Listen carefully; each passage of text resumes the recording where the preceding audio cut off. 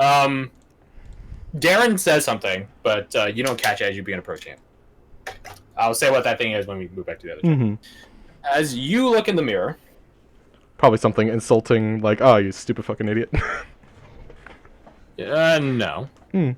Something amusing, though. As you look into the mirror, you see yourself. Just yourself. And behind you is not Darren's little space. Behind you is a standing stone. Reminiscent of the one you found a certain item of yours at. Standing stones tend to have this sort of item, or not item, this sort of a hole, lack of item, in them. That's just how they are, just by design. They usually have some sort of hole in them.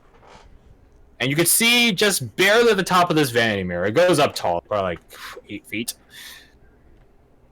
You see sort of peering through this, I don't know, 3-foot wide hole of the standing stone at the top of it. A wooden face. White. Similar to a mask? Similar to a mask. There's a person behind it, behind the mask, wearing the mask. The eyes of this wooden...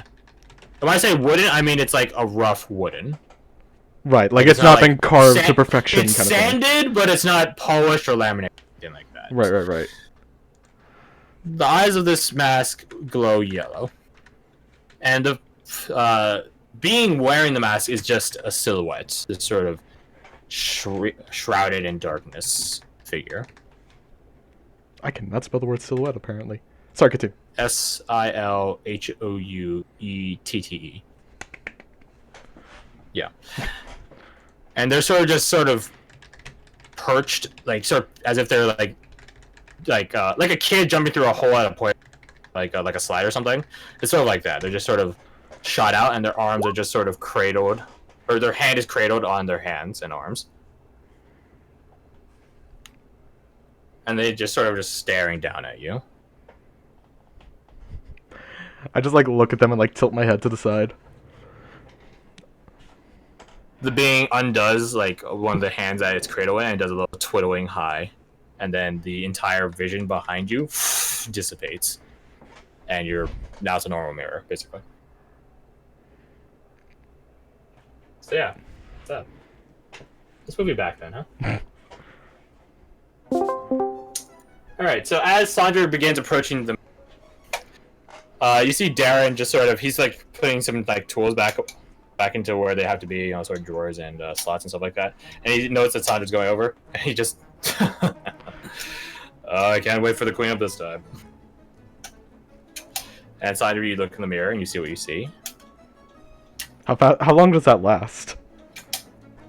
Probably a minute. You feel Darren's hand on your shoulder, and you see him approaching. Do you still have your soul? Yeah. He shakes you. I'd say that's a yes.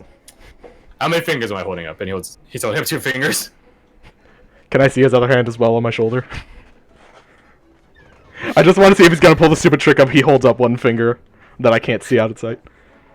No, his hand is firmly on your shoulder. Alright. 2. Very good. And your name is? Wouldn't you like to know?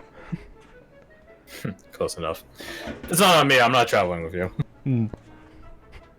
See, she's fine. Nothing bad happened this time. That's fun. Wonder why. Well, I mean, one time someone just lost their reflection. I imagine... Oh. Yes, I'm still trying to figure out the rationale behind it. And I never bother asking. I always get the same answer. Just find out. And maybe someday I will. Curiosity. But go on. And he like taps you on the back as like doing like a gentle push. Go on. I have work to do. I make my way out. You make your way out. And thus you reconvene with your group. You leave the space and you catch it back up with the rest of them, and as Tatum is slicing through one of the training dummies.